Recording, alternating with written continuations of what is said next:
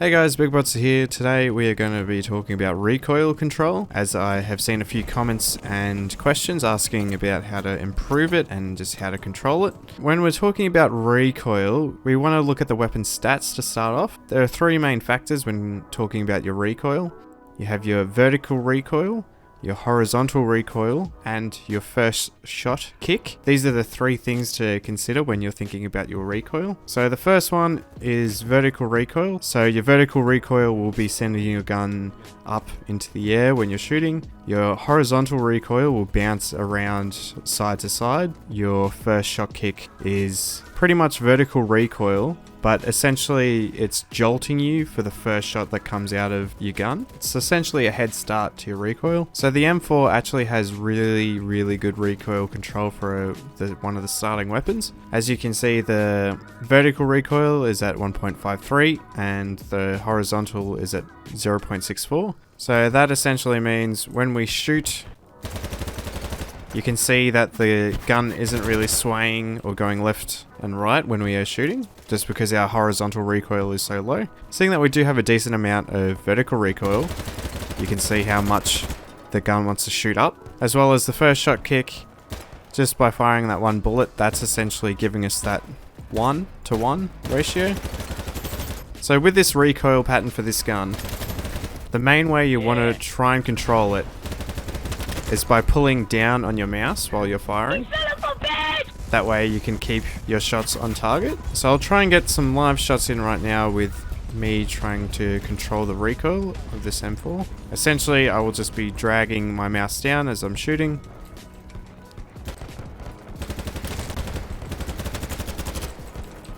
But this is also where tap firing and burst firing can come into play. If you are trying to shoot at a long range, then controlling your recoil can be a bit difficult.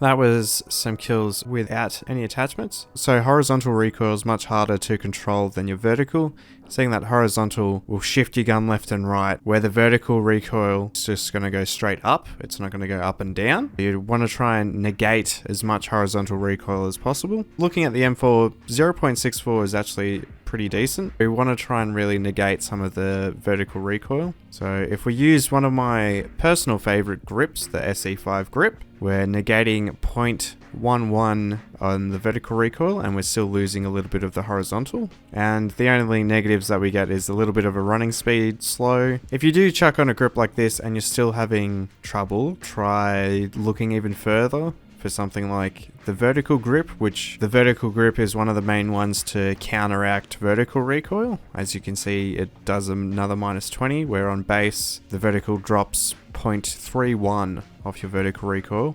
It does add a little bit of horizontal recoil, where for the M4, it really wouldn't affect it, but we don't have that unlocked. So the SE5 will do nicely for me. As well as we can also add a barrel attachment to also decrease our recoil. One of the main ones for this is the compensator, which reduces both vertical and horizontal by 0.3. The only negative is that the accuracy drops a fair bit. Accuracy is where your bullets are actually going.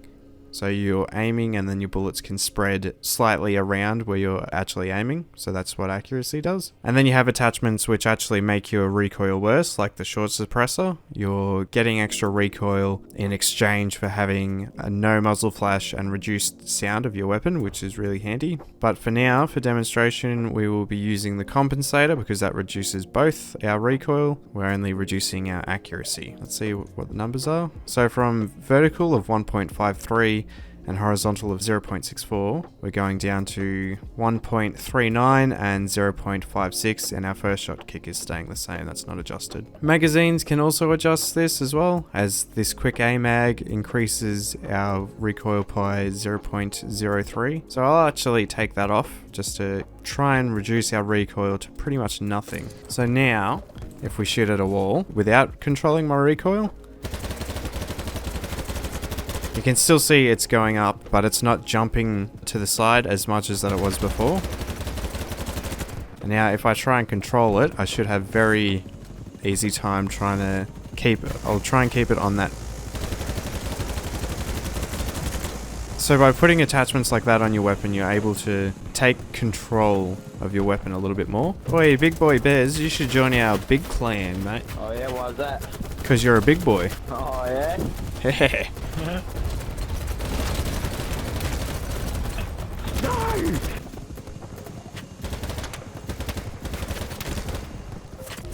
So one of the negatives of actually decreasing your accuracy is when you have these fights over long distances, because your bullets aren't going to be going exactly where you're aiming. But for these medium range engagements like this, then you're pretty sweet.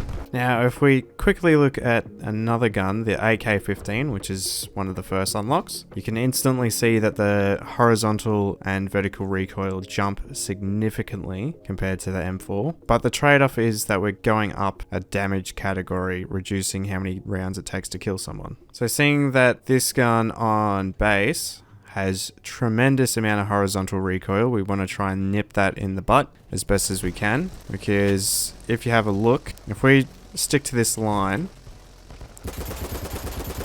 see how much it jumps to the right and left? We want to try and cancel that out and then just try and have vertical recoil, because that's easier to control.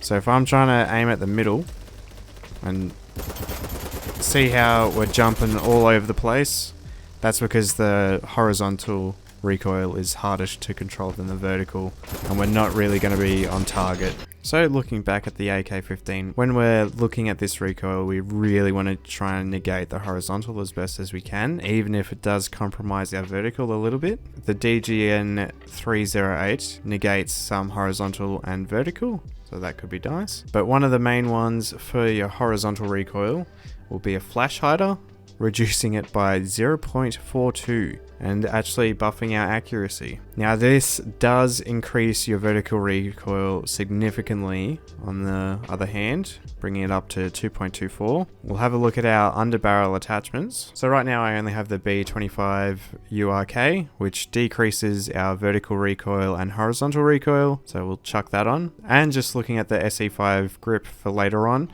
we could equip that, reducing our recoil even further. But for now, we'll just keep it the B25 ERK. So we're bringing our horizontal recoil down from 2.1 all the way down to 1.6. And our vertical recoil is only at a 2.13, so that's not too bad. As well as the magazine for this one, it just decreases the reload time and no negative effects, so that's always a plus. Where, as you can see, the big extended mag will actually give us a hindrance against our recoil. So if we quickly look at the recoil now, I'll try and stay on this line and won't move my mouse.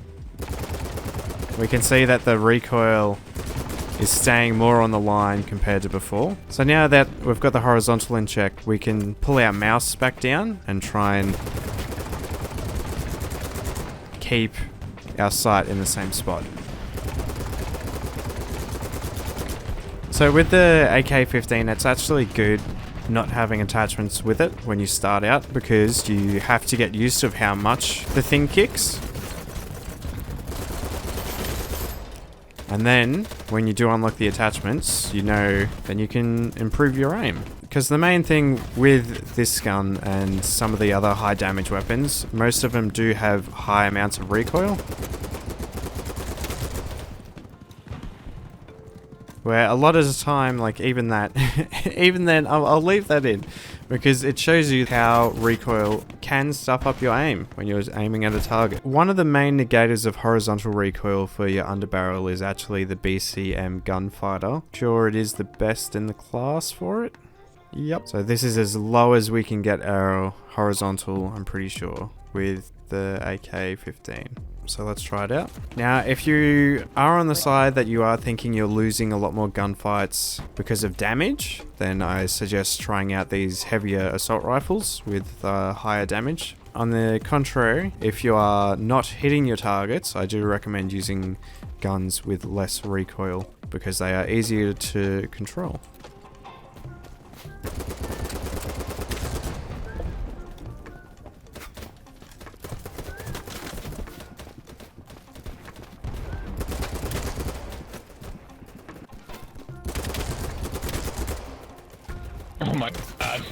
Ugh.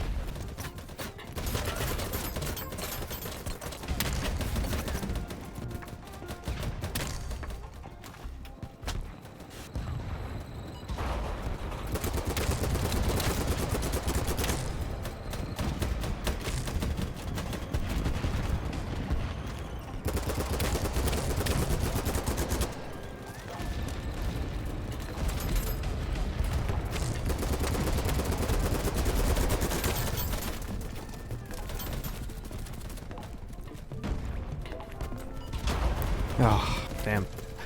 So yeah, guns like the Ak15 can be a little tough to handle.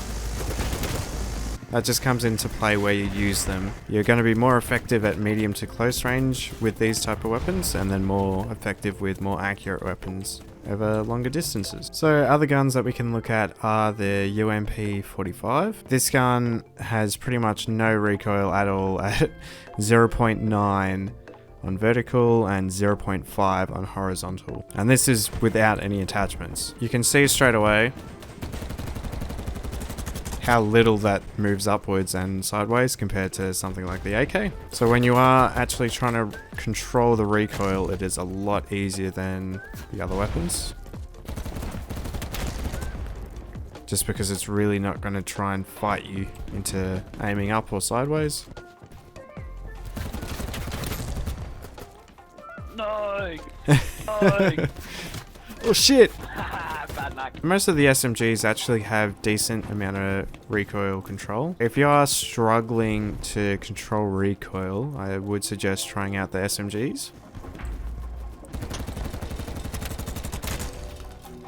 The only downside with this better recoil control is that you don't have as much damage, so you do have to put more shots into your enemies. So it's a balance that you really have to trade off. If you are more reliant on having less recoil in your weapons, the weapons I would recommend that you use in the future would be the M4A1, the AUG A3, the SG550, the UMP-45, the PP19 is probably the most accurate and easiest thing to control out of every weapon in the game, and definitely not the Scorpion either. For the high damage assault rifles, the Groza is pretty reliable and pretty easy to control, and that should be pretty much it. I'll quickly talk about first shot kick, which more comes into play with your Marksman rifles. I don't have any attachments for this at the moment. Oh, we'll just chuck on this basic. So we've got a, what do we have? An ACOG sight on the MK20. First shot kick is really coming down to when you're tap firing or single firing. For something like this gun, I'm going to try and prioritize my first shot kick because I don't want the gun to bump up this high. So if we aim at the cross section of this tree, see how high up my first shot goes?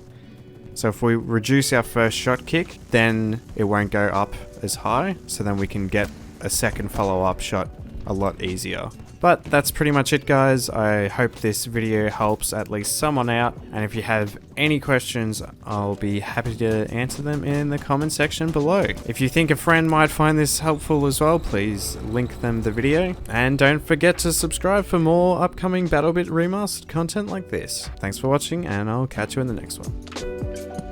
Big Bodsta.